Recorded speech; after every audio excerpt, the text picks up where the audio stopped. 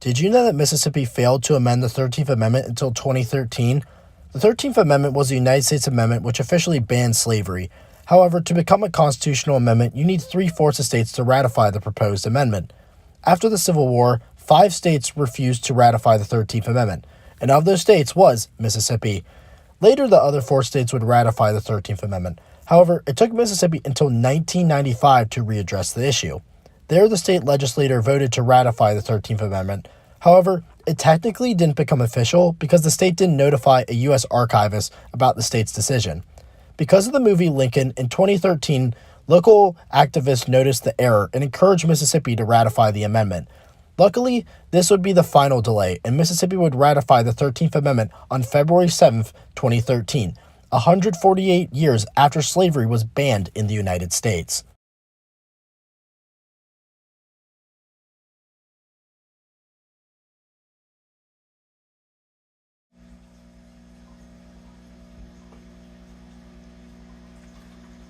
All right. Shalom. We are the Hebrew Israelites from the Indianapolis branch of the Great Millstone. We're here to give all praises, glory, and honor to Yahweh, Ba'ashem, Yahushai, Ba'ashem, Rakakadash. double honors to our apostles and elders of Great Millstone who rule well in teaching us this 100% truth. Salutations to them and our fellow occupants who labor in this truth week in and week out on the highways and byways. Also salutations to the hopeful elect of the scattered 12 tribes of Israel, scattered to the four corners of the earth that be like unto the speckled bird, also known as your Israelite foreigners and your so-called Negroes, Latinos, and Native Americans. To you, we say shalom. Shalom. All right, today is our 100th installment of our camps series called For Thy Violence Against Our Brother Jacob. And before we get into that, I just want to declare fair use, according to the Copyright Act of 1976. All right, and under Section 107, and all of the things outlined therein that gives us the right to have fair use of the video that's in the beginning. All right, today's subject actually happened 30 years ago. This is March 16th. Today's March 16th, 2025, and this is Mississippi. 30 years ago, had finally ratified the 13th Amendment to the Constitution. And the 13th Amendment pretty much said that slavery was over or was abolished, except you were a felon. Okay, and we'll put a link to that 13th Amendment in the description box. All right, but they failed to ratify it. Okay, when actually all the states that were needed to ratify were completed by December of 1865. All right, which is kind of crazy for them to wait that long. But if you see what's going on here now in the future, right now to today, a lot of hanging and stuff is still happening in Mississippi. All right. Word. Go ahead. Ratify. Mm-hmm. It says to approve, sanction formally. It says confirm. Mm-hmm. It says accredit, approve, authorize, confirm, finalize, sanction. Yeah.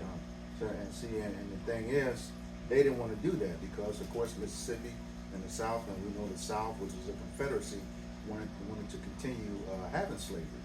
Okay, but the key thing about that is the Emancipation Proclamation was approved by Congress January 1st, 1863. And Jake is all nutty about Juneteenth. That was actually 2.5 years later when the state of Texas actually went ahead and approved the Emancipation Proclamation. But the key was the 13th Amendment was also on the table at the same time. So they had roughly a little bit over 2.5 years to change all of the black codes into laws. So, for example, if Jake was loitering, let's say you had a bunch of Jakes waiting to have a job, okay? They would consider that loitering if you stand in front of the place where you're applying for, okay? That was a felon, okay? And if you weren't hired at that time, not having a job was a felon as well, all right? So they throw you right back in jail and put you back on the plantation where you came from, all right? So Well, our opening scripture, you know, again, this is our series called "For Thy Violence Against Thy Brother Jacob," and it is based on Obadiah 1:10. Yep. All right. It says, Obadiah, verse 10, it says, "For thy violence against thy brother Jacob, shame shall cover thee, and thou shalt be cut off forever."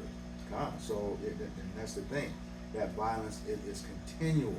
You know, he has had a perpetual hatred, especially in the state of Mississippi. You know, you having people still being, Jake still being hung down there. Okay? And it says, you know, but we see that violence all over the world. And again, like I said, this is our 100th video. And one thing's for sure, everything that has happened to Jake on U.S. soil, okay, and even before it was in U.S., even in the colonies, the government, the U.S. government has always had a hand in it, directly or indirectly, okay? And when it was indirectly, they assisted the civilians, okay, who caused problems, all right? And that has been a continual issue, all right? And it's all going to come to an end.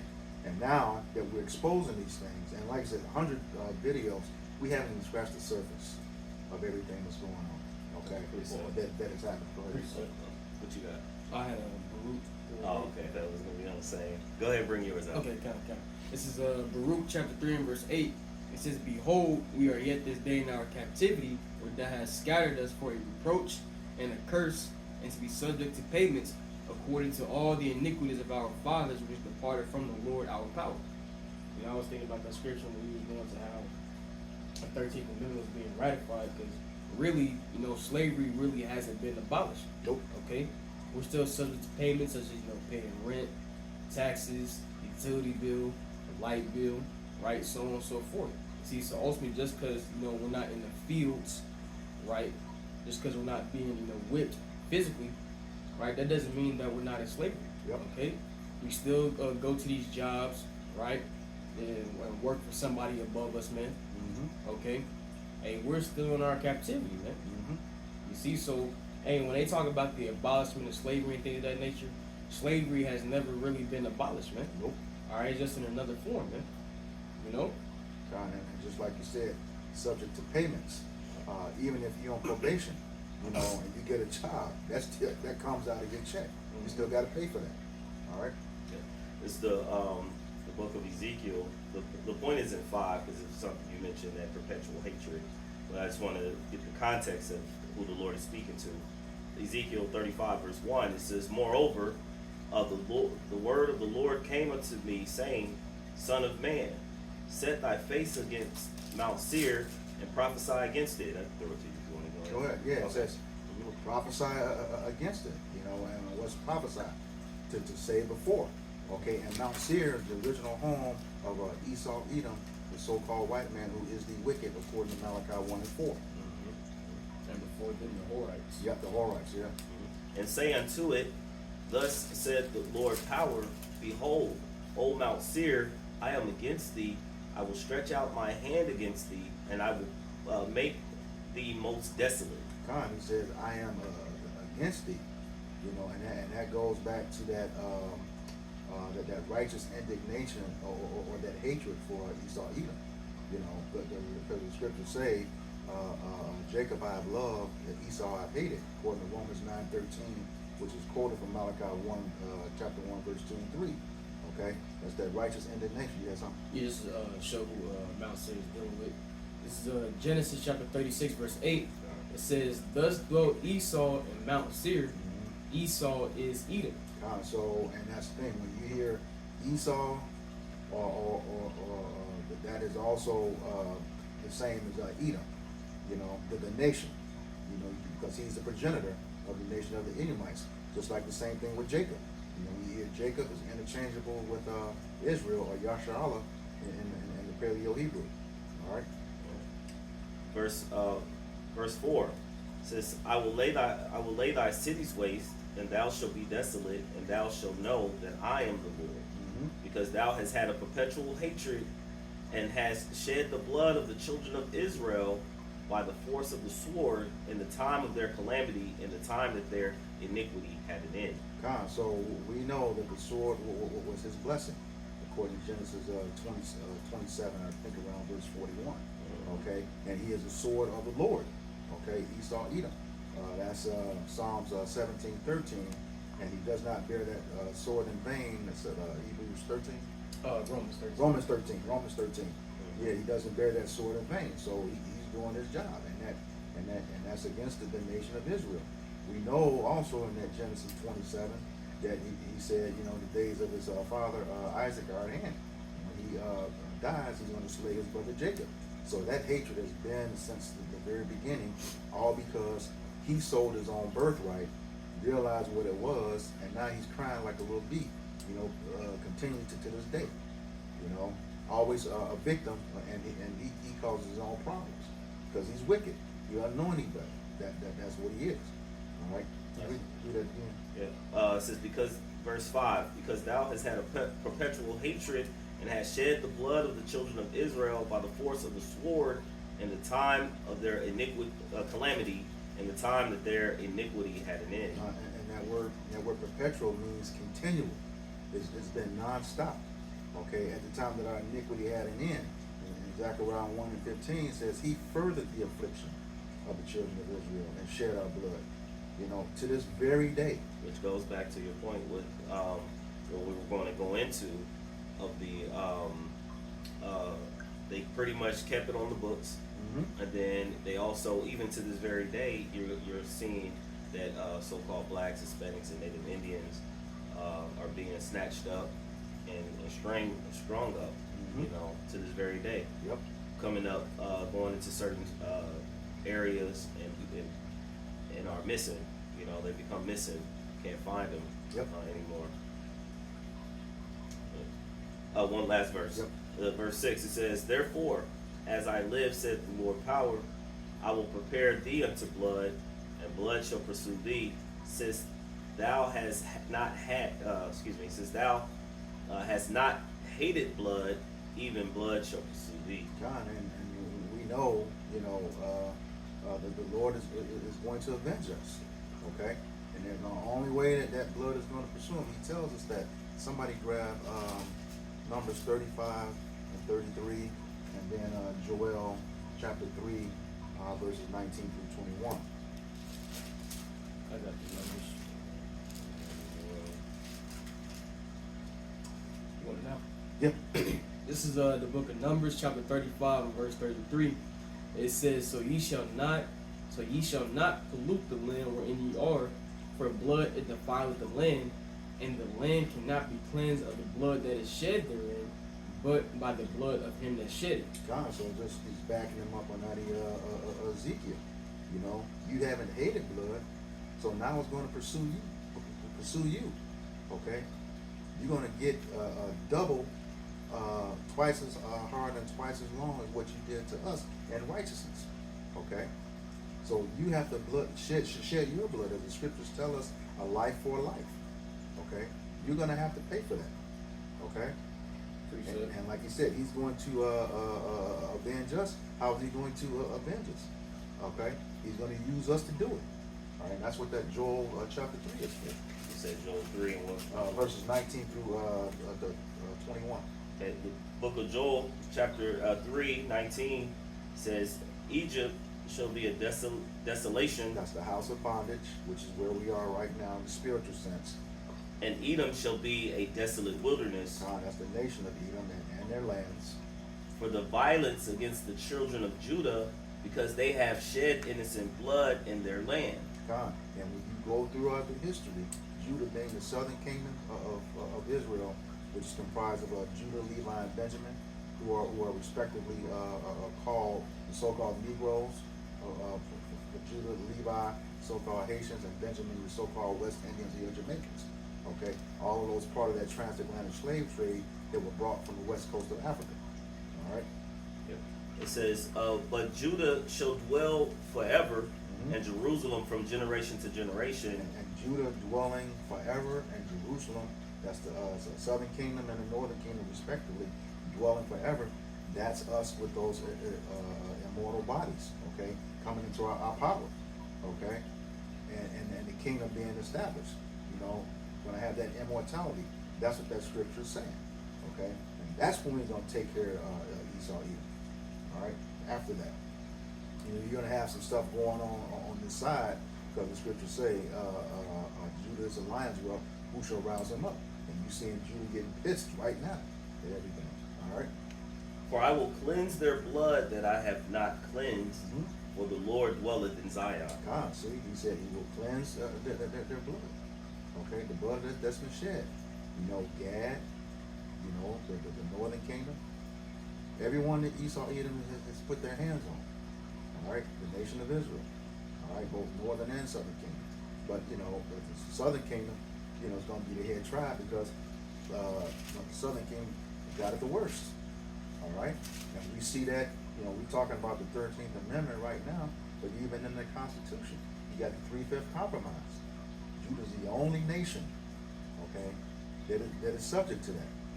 Even though they treat everyone else the worst, they're counting you as 3/5 of a person.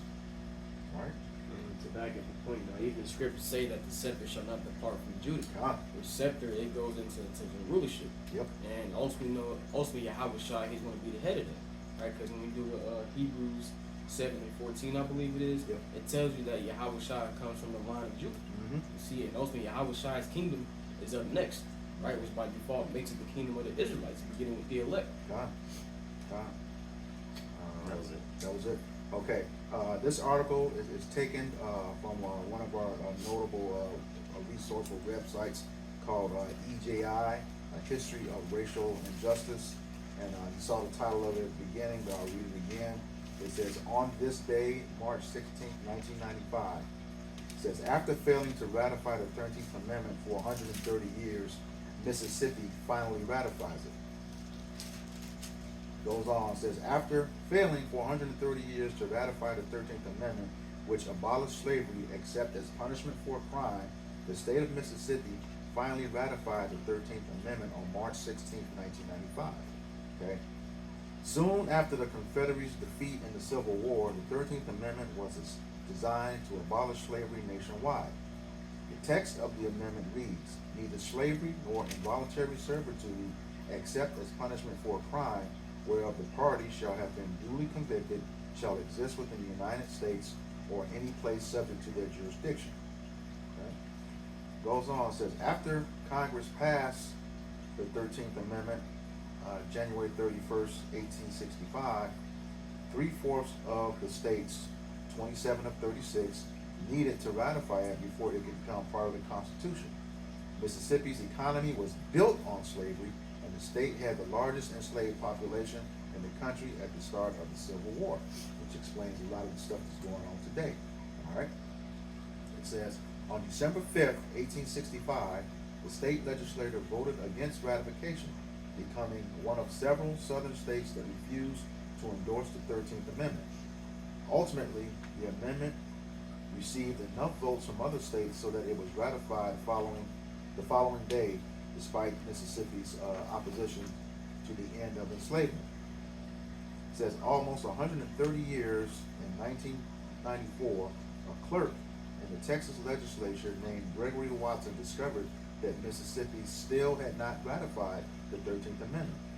He notified each of the black members of the Mississippi legislature and sent them a draft of a resolution that Mississippi could adopt in order to rectify the situation. On March 16th of the next year, the Mississippi legislature reached a largely symbolic vote to unanimously ratify the abolition of slavery in the U.S., becoming the last of the eligible states to do so. Okay, all right, something real quick. So there was a Netflix special, the 13th Amendment, and pretty much I just pulled it up. If you get a chance, anybody coming across this video can look up that special, and it goes into, and this actually gives it a good explanation of it. Can't really say his last name, but it's her last name, but it's Ava. Oh, DuVernay. DuVernay, Yeah. the water. Netflix documentary. It says 13th. It says explores the 13th Amendment's loophole allowing for involuntary servitude as punishment for a crime, arguing that this has led to a system of mass incarceration that disproportionately affects Black Americans, but it's also Hispanics and Native Indians, mirroring the historical legacy of slavery, including the states like Mississippi. So that's where we kind of going into, and when you go into that, you'll find that part of those loopholes, the things in which the system systematically did, and how they infiltrated and put certain things within the community to cause or influence, the high level of incarcerations, to then use that servitude to make things like license plates, on pennies of the dollar, and yet they can then turn around and sell them for like $250, $200, $500, to the consumers. So they're making a whole lot of money based off of, that's just one of many things that they were making in there. Oh, but to your main point, a lot of huge corporations took part in that as well. Yeah. Making, just making product of cheap. And then after you served your time, it was one of the big points in that Netflix documentary. You did all that work for those corporations. Okay, you got out of prison, jail, served your time, and couldn't get a job at the same place that you did all the work for, even though you have the multitude of experience at it. All right. And Slocky, just another point. You said that it was the loophole. The main loophole was that 1994 crime bill. Yeah. Okay. It's in there. Yeah. The 1994 crime bill put in by who else? Joe Biden. Under the presidency of Bill Clinton. Once again, the U.S. government has always had a hand in our demise. That crack cocaine was put in our neighborhoods under Ronald Reagan. You have him talking about a war on drugs, and then his wife, that witch, Nancy Reagan, talking about just say no. All right, and both of you all are working together. Him and under what was that guy's name? Oliver North. Yeah, they working together. CIA putting that stuff in our neighborhoods, and that's why you're scared, because we know you did it. CIA and the FBI, we know you did it. All right. Yeah, this is just a back at the point of mass incarcerations. This is Isaiah chapter 42 and verse 22. It says, "But this is a people robbed and spoiled.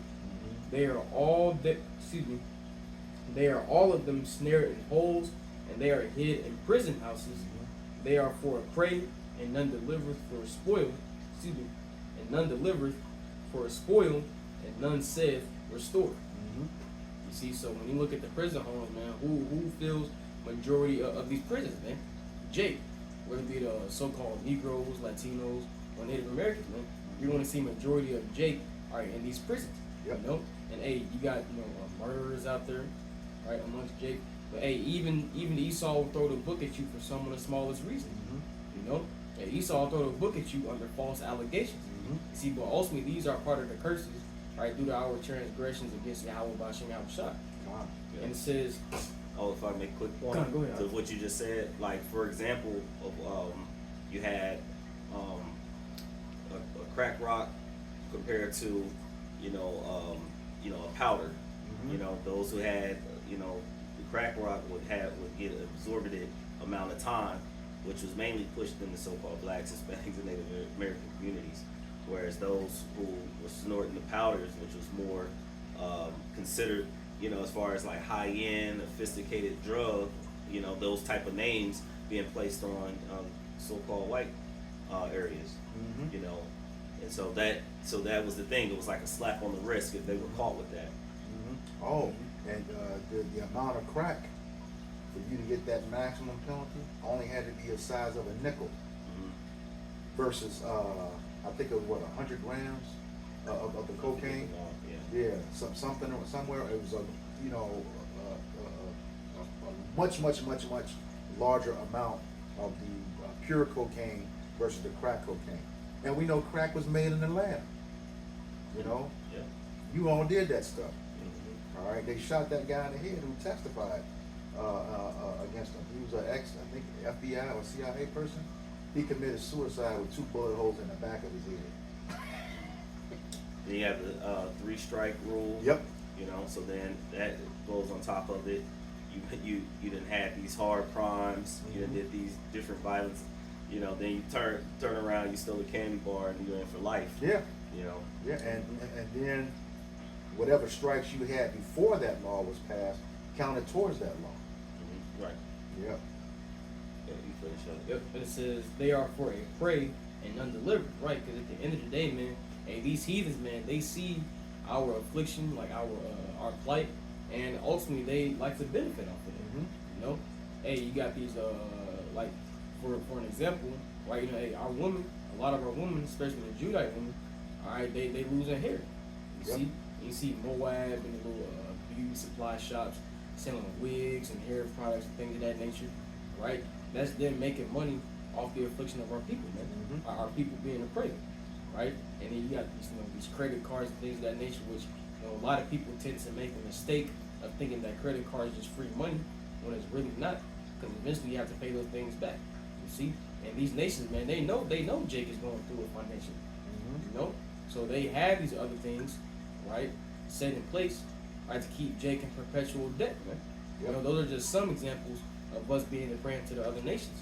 Well, then again, keep furthering the points, because with the very last point you just made, then they talk about financial literacy, but you go through high school, college, and unless you had parents, which that's a whole nother can of worms, if you want to say, that was actually been brought up a certain way to teach you those things. So again, it's always keeping us further and further back. So it's like you got to be taught financial literacy, or how to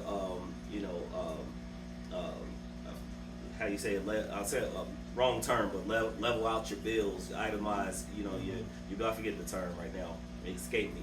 But there was another point that you made, another point you made on the hair.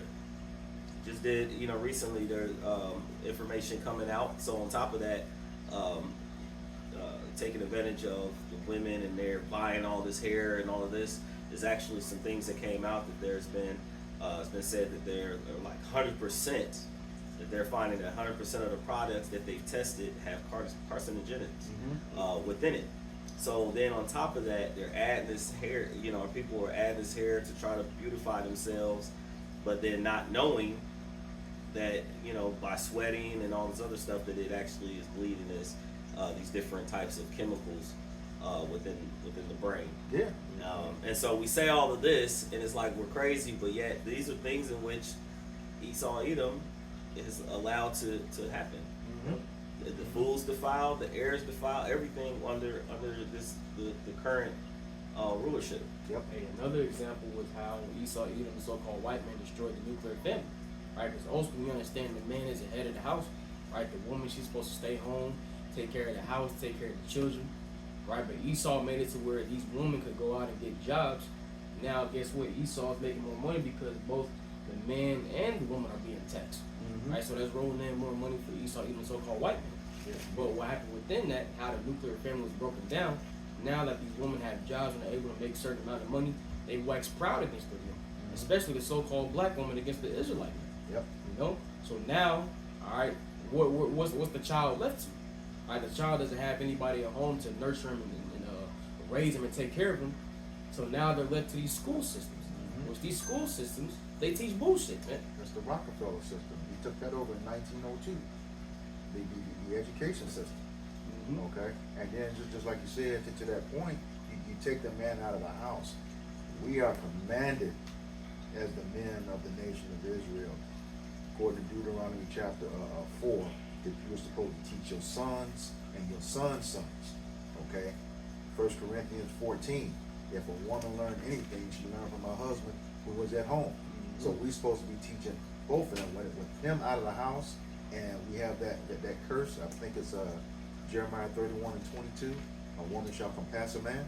Okay, she's making more money than him. Okay, bucking up against him.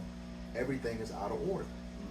Okay, which now plays into them benefiting to this 13th Amendment, because there's some statistics going out.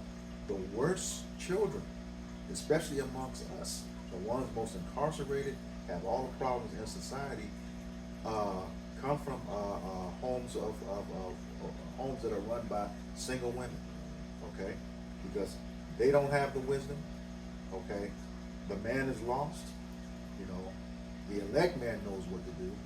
Okay, but he has to deal with, you know, this. Sometimes these women, have the wrong seed, have seed by. You know, the wrong woman. He's had seed by. Okay, so he has to deal with that. And you come into the knowledge, and you realize all the things in which you've done, incorrectly, and then you try to go back and fix those things. But it's only by the Spirit of Yahweh Shemal Shah. I had something real quick.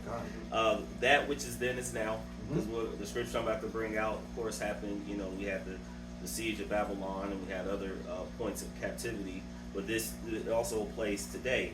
This is the book of Deuteronomy, chapter 28, verses 54. It says, "So that the man that is tender among you and very delicate, his eyes shall be evil toward his brother, and toward the wife of his bosom, and toward the remnant of his children, which he shall leave." So again, there's a lot of times, they always were saying that the man just left the home, but as you're reading through history and different things, a lot of them probably went out to work, and with the mass lynchings and things that were happening, never made it back home. Yep. But in any case, because of the stress and the anguish and the continual oppression, lifting up the woman higher and giving them more liberties and access to things. And then, because again, when you look up, we mentioned this before previously, the man in the house rule. When you go into the details of it, one of the biggest things was they purposely blocked the so-called black man from actually getting jobs to be able to sustain his household. Okay, and now couple that with the drug epidemic, and then now they're out, they're looking for a way to provide money, and they're selling drugs. They can't be in the home, so that's another thing that now he's incarcerated. Woman now is left to herself to try to figure things out, and that sometimes go into being on drugs, maybe selling themselves or whatever they have to do, but then ultimately they end up relying heavily on the system. But their eyes be evil toward the brother, toward the wife of his bosom, and toward the remnant of his children, which he shall leave. Verse 55. So that he will not give. I wanted to jump down. This is verse 56. It says, "The tender and delicate woman among you, which would not venture to set the sole of her foot upon the ground for delicateness and tenderness." You look at our women now and think about the things that they're talking about, like they're real hardened. They've been put in that spirit of that alpha. They always talk about alpha female and no such thing, but this authoritative spirit which is throwing things off with no accountability. Right, and it says, and so that tender and delicateness has changed.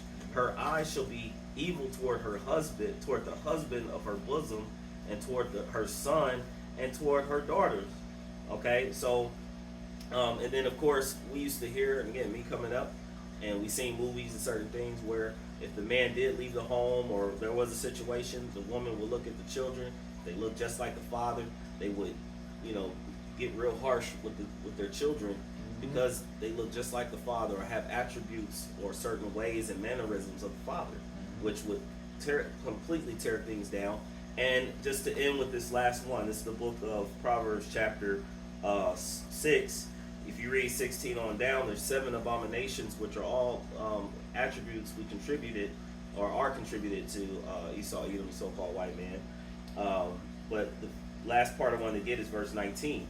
It says, "A false witness that speaketh lies," all right, because if you look at today's time, it's starting to show that they said the ones that typically be more involved with their children and in their family and marriages be the so-called black man. Yep. The Jake, as a whole, so-called blacks, Hispanics, and Native Indian man. It says, so that's a false witness, or are you speaking lies against the nation? It says, and he that soweth discord among brethren, causing that divide amongst the nation. And there's a terminology that they call divide and conquer. Yep. Okay. All right. And you actually see that's coming upon them now. Oh, yeah, kind. That curse is coming upon them.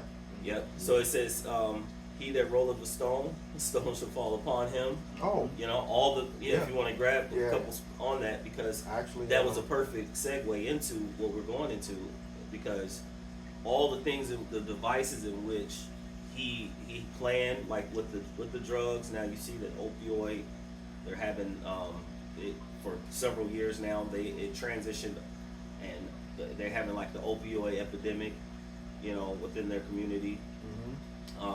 You got it. Yeah, Go ahead. I'm gonna start at verse 25 to back up what you were saying. This is the book of Proverbs, chapter 26, beginning in verse 25. It says, "When he speaketh fair, believe him not, for there are 7 abominations in his heart," which is back on what we were talking about, Proverbs 6. Okay, it says, verse 26, "Whose hatred is covered by deceit, his wickedness shall be showed before the whole congregation." And you're seeing that right now.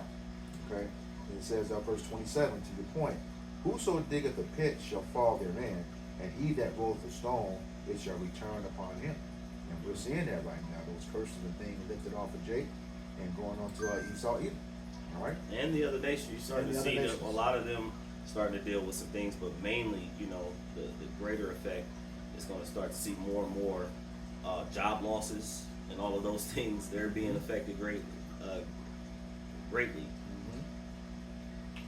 Go ahead. Yeah, it was just that last part in Isaiah 42 and 22, where it says, "And none delivereth for a spoil, and none saith restore." And that's why the scripture in Jeremiah 15 says, "Who shall bemoan thee, O Jerusalem?" You see, these nations, they see what predicament they're in our position, but none of them are lifting a finger to help us. You see? So that's why when the roles are reversed, right? And beginning with Esau, even so-called white man, the other heathen nations, they go into captivity. Hey, no one's going to relieve them of their plight, man. Nope. Okay? Hey, we're going to deal with them as harshly as they dealt with us. But in righteousness, because we know some of the wicked, vile things that Esau, even the so-called white man, did in slavery, all right, with the nation of Israel. All right, and we go into it all the time. All right, we're not going to be doing no bug breaking, okay? We're not going to have the men of Edom, all right, breed with their mothers, okay? Because that's wickedness, man. Or You know? even touch their wives. Right. Like they did, come in and then take ours. Huh. You know, so, hey, man, we're going to rule in righteousness, right? The point being, hey, ain't nobody feeling sorry for us right now, and ain't nobody going to be feeling sorry for none of you heathens in the kingdom, man. What's that? One scripture, it says, he that showed no mercy. Can you Yeah, grab that one? James James 2 and 13. Yeah. And then I got something I want to bring out right after that. Yep. This is bear with me 1 minute. This is the book of James, chapter 2 and verse 13. It says, "For he shall have judgment without mercy that hath showed no mercy, and mercy rejoiceth against judgment." Yeah. So it's just to show that, like the Lord has everything, set up. It's a perfect balance. You didn't show, if you ain't showing mercy, then when it comes down to it, you're gonna be crying and screaming for it and won't receive it. I was just going to add to your point. Even your own scholars in the Zondervan Compact Bible Dictionary says Edom is the only neighbor of the children of Israel that should not be shown any mercy. Any mercy. The only nation. Just for that reason, what he just said, you never showed it. You brought out earlier Ezekiel 35 5 and 6. He had perpetual hatred. All right. Yep. This book, Isaiah chapter 63, verse 4, it says, for the day of vengeance is in mine heart. It's Yahushua, okay? And the year of my redeemed is come, where he's going to save the children of Israel, the elect, on this side. He says, and I looked, and there was none to help, and I wondered that there was none to uphold. Therefore mine arm, which is Yahushua, brought salvation unto me, and my fury it upheld me. It said, so just to show you that, you know, there was none upon this earth that was, like I said, at the end of Deuteronomy, it says, you shall go into captivity again with ships, right? Into Egypt, which was captivity, bondage, again with ships. We were placed on the ships and brought over here into the Americas and scattered all throughout, because even the natives that were here initially, they were put on ships as well. Wow. And it says, and then at that one, at the very end, it says that no man shall redeem you. All right, and so you got something? Yeah, Isaiah 47. It's Isaiah I got chapter one 40. more over here. Come. Isaiah chapter 47 and verse 3. It says, thy nakedness shall be uncovered, yea, thy shame shall be seen. I will take vengeance, and I will not meet thee as a man.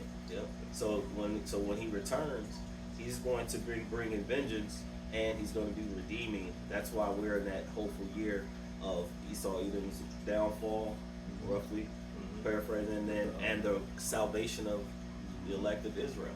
Hopeful year of Esau's Hopefully, judgment yeah. and destruction, and the salvation of the elect. God.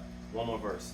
It says, and I will tread down the people in mine anger. This is Isaiah 63 and 6. And make them drunk in my fury. I will bring down their strength to the earth. So when Yahushua returns and he puts everything back in its order, again, it said the Lord alone will be exalted in that day. So all the proud and lofty shall be made low. Can you read that next verse just to show who he's redeeming? Yep. Verse 4, it says, as for our Redeemer, the Lord Yahweh of hosts is his name, the Holy One of Israel. See, it's only the nation of Israel. You know, you other nations don't have a chance. Don't have a chance. No matter how much you try to insert yourself in there, he's only coming back for the nation of Israel. All right? I got something. Yeah, I got one. Too.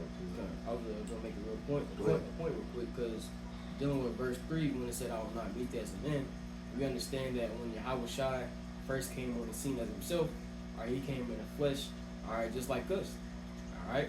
But this time, when he comes back, this time around, because remember when he was walking with the apostles in Acts the 1st chapter, and he was suddenly taken up or abducted to the chariots, the angels like this Yahushua which is taken up into heaven shall so come back in like men. Okay? But we understand that Yahushua, instead of coming back in the flesh the second time around, he's coming back in all his power and all his glory and that angelic body. Right? This is the book of Luke, chapter 1, verse 68. It says, blessed be the Lord, power of Israel, for he hath visited and redeemed his people. So just to back up what was just read. And it says, and have raised up a horn of salvation, which is Yahushua, for us in the house of his servant David, which is the elect house of Israel. It says, as he spake by the mouth of his holy prophets, which have been since the world began. And then, of course, we're in that same stead. That which was then is now. You know, the prophets, the spirit of the prophets are subject unto the prophets. And so we're speaking of a return of Yahushua briefly and what he's going to do. He's going to set Israel back in their righteous place. And then there's going to be a point where, you know, there's going to be peace, where we'll be able to rest, you know, and not have to worry about the oppression ever again. God, You know, you know, just to bring it back around, saving us from unrighteous decrees like this tongue twister 13th Amendment. Yep. Okay, that's what they've been doing. You got something? Yeah, because I was actually grabbing something earlier in that Isaiah 47 when we were dealing with Esau not showing any mercy. Is Isaiah, and ultimately, like you were going through those unrighteous decrees, that is an example of Esau Edom, so-called white man, not showing any mercy, right? Constantly clamping down on Jake and ensuring that Jake is in the lowest state, right? Oh, and if I may add right quick, having laws that differ from state to state. You know, what's permissible here, you go somewhere else, you know, it's against the law. Always keeping Jake in trouble, you know, which is going to be wonderful. You know, it's going to be one set of laws when Yahushua returns, all right? Yep. This is Isaiah chapter 4, back in Isaiah the 47th chapter, in verse 6, it says, I was wroth with my people, I have polluted mine inheritance. and giving them to thine hand. You see, so ultimately we're in the hands of Esau, even the so-called white man, are the main oppressors. And the other heathen nations have had a hand in our oppression too. But the main oppressors, Esau, even the so-called white man. And ultimately, we've been given to their hands because we moved the Lord Yahweh Bashim out shot wrath. Right? When we read Baruch, the 4th chapter, around the 6th verse, it tells us that what we were not sold to the nations for our destruction, right? But because we moved the Lord Yahweh Bashim out shot wrath by provoking the Lord by sacrificing unto other gods, man. Yep. You know? Yep. It says, thou didst show them no mercy, upon the ancient hast thou very heavily laid thy yoke. You know, and yoke is representative of oppression, bondage. See, so from the old of our nation, all the way on down to the youngest. All right, Esau, even so-called white man, has shown no mercy because even dealing with the youngest. What did y'all do, man? Y'all fed our babies to the alligators, right?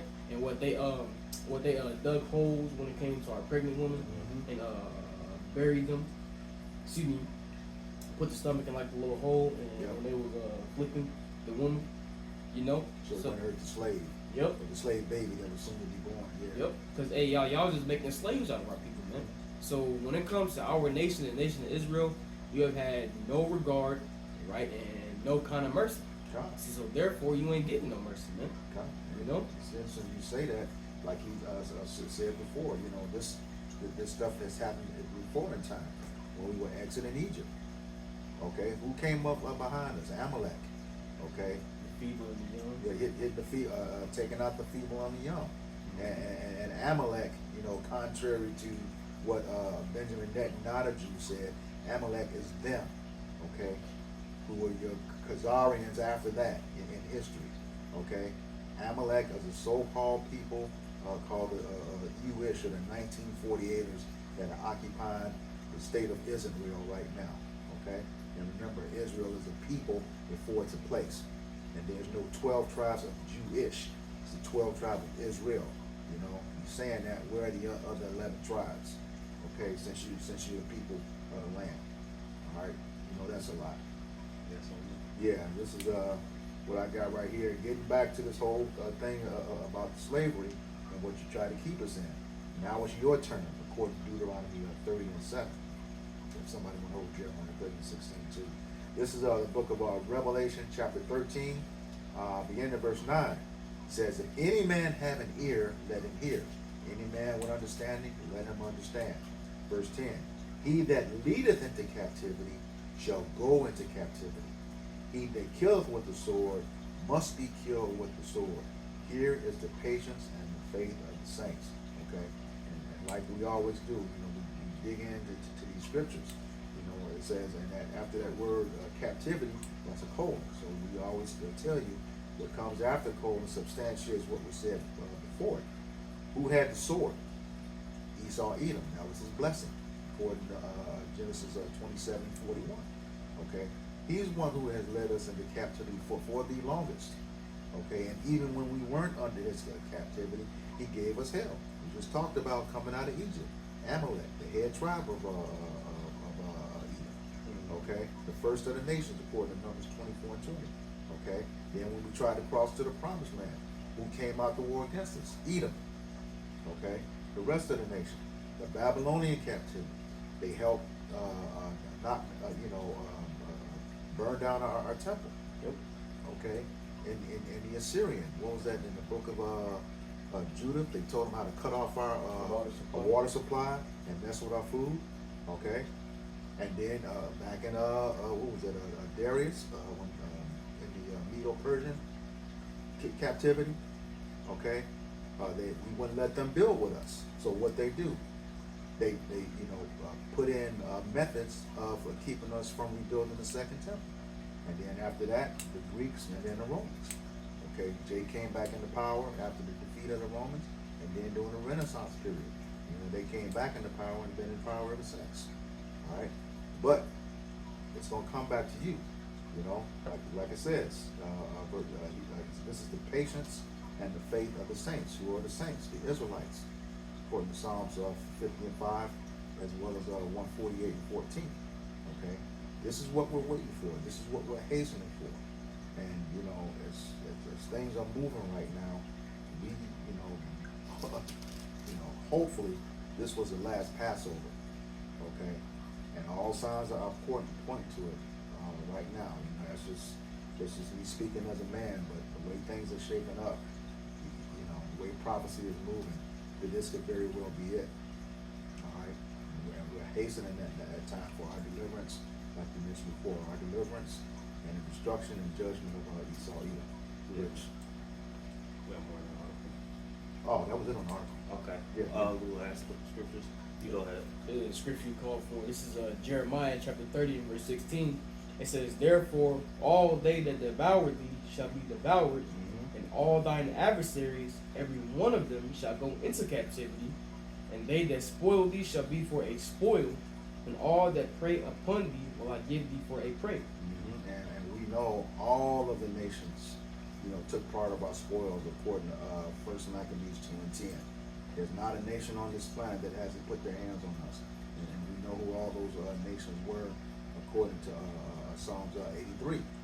Okay, but who was the worst? Esau, Edom. Okay, Esau, Edom was the worst one.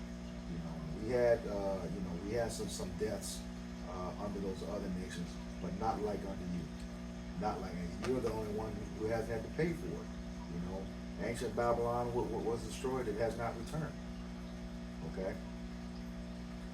Ancient Egypt was destroyed; it has not returned. You know, Greece and Rome are not the same in the way that they used to be. Although Rome, you know, you hiding our stuff. You know, you have our vessels when you sacked Jerusalem in 70 AD. All right, which is also Esau, Edom. You don't pay for that. All right. So yeah, that's all I had. All right. We end with this here. This is the book of Psalms,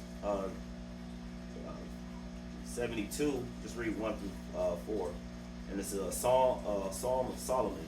It says, "Give the king thy judgments, O power, and the righteousness unto thy king's son." It says, and this is dealing with Yahweh Shai. It says, "He shall judge thy people with righteousness, and the poor with judgment." It says, the mountains shall bring peace to the people, and the mountain and the little hills by righteousness. So of course, the laws, when Yahweh shall return, the laws, statutes, commandments are all going to be reestablished upon the earth. And of course, the mountain and hills and other reference points of the scriptures deal with government. Okay, you got bodies of government. Okay, starting with the elect, 144,000, and then you have the innumerable multitude, but there's going to be governments established all under Yahweh Shai to keep order upon the whole entire earth.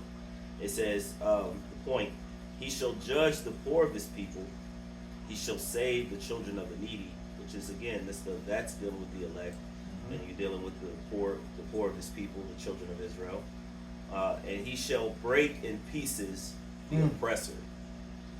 So, in the end, he's going to gather those of his chosen, and he's going to put an end to the oppressor, and all the things in which they've done is going to come to naught. Yeah. Okay. Like you say, break in pieces the oppressor. I think it's somewhere else. It said they're gonna break like a potsherd. You want to get it real quick? We'll end on that. Yeah. You got that? Go ahead and grab it. But if you take a clay pot, the old school clay, and just smash it on the ground, see what happened to it? It break up in pieces and scatters everywhere.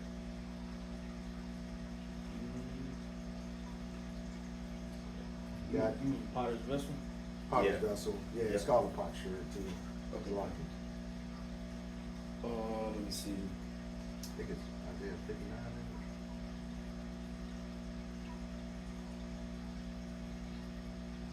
Potsherd.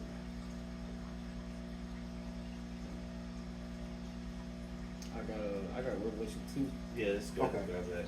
This is Revelation chapter 2, beginning of verse 25, where this is Yahweh Shai speaking. It says, "But that which ye have already, hold fast till I come. And he that overcometh and keepeth my works unto the end, to him will I give power over the nations, and he shall rule over them as a rod, and he shall rule them with a rod of iron, As the vessels of the potter shall they be broken to shivers, Mm-hmm. even as I received of my Father. So that's just to show you that, you know, when Yahweh Shai returns, he's going to give those in which he has chosen, the elect, rulership. You know, like it says, it's going to be a kingdom of priests, Mm-hmm. all right? And all those of those other nations that don't look to serve Yahweh Shai is going to be destroyed. Oh, yeah, that's Isaiah 60 and 12. Yeah, grab that right quick. This is book of Isaiah 60 and 12. All right, it says, "For the nation and kingdom that will not serve thee shall perish. Yea, those nations will be utterly wasted." And we know, according to Obadiah 1 and 18, you know, that is the fate of Esau Edom. Okay, because he is the wicked. You know, he is not upright. You know, like it says, "Let favor be showed to the wicked. He will not learn righteousness." Okay, so we're gonna have something to judge every single day around the clock. All right. Yep. So with that, we hope this lesson was edifying, exhorting, uplifting of some sort to the elect body of true believers. Before we end, we'd like to give all praise, honor, and glory to Yahweh, Ba'ashem, Yahweh Shai, Ba'ashem, Rakakwadash. Double honors to the apostles and elders of Great Millstone. Peace and salutations to the hopeful elect scattered throughout the four corners of the globe. So next time, all those listening and learning to you, we say Shalom. Shalom.